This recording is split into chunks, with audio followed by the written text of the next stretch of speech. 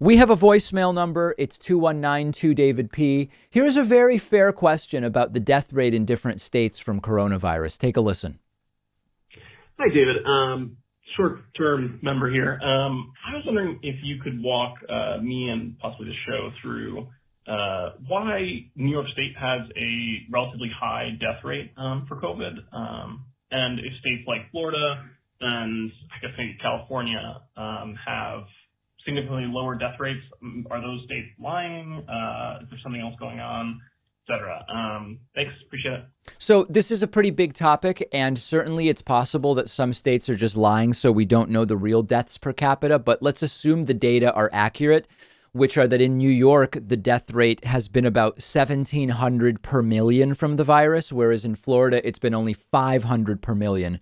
There's a couple things to consider, and the real answer is probably a combination of all of these. First of all, the places that were hit earlier by virtue of having more direct flights to the source areas of infection, which are China and certain countries in Europe, like New York, got hit and overwhelmed before we understood we were going to have to do massive social distancing. So the hospitals, whenever hospitals get overwhelmed or close to it, the care suffers and you would expect a higher death rate.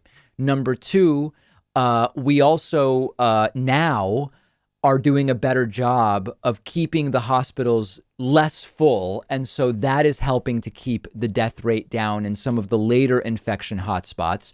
But number three, it's also a question of timing. If this goes on for a long time, you would expect, because remember, deaths per capita never go down because the population, at least the population is relatively fixed. And so over time, the death rate per capita is just going to keep going up in places in every state, but it's going to go up faster in certain places than others. So it's a perfectly reasonable question. When you get hit earlier, you're less prepared to deal with the virus. Also, now that there are some treatments with some level of effectiveness, dexamethasone as one, and there are others that are considered to be somewhat effective to different degrees, you would expect that would also keep deaths down relative to the number of cases. So relatively well studied, a fair question, and a good one to understand.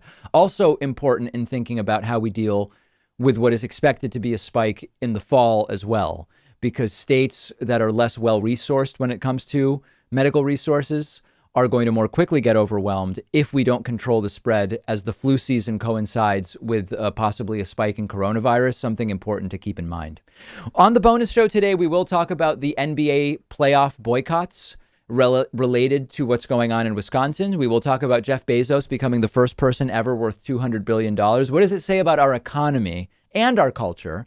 And we will also talk about Donald Trump's insane naturalization stunt during the first night of the Republican National Convention. One woman who was in the video had no idea that she was going to be part of the Republican National Convention. She's not particularly pleased. I don't think you will be shocked to hear that people did not know they were going to be propaganda pieces. All of those stories and more on today's bonus show. Become a member at joinpakman.com to access it instantly.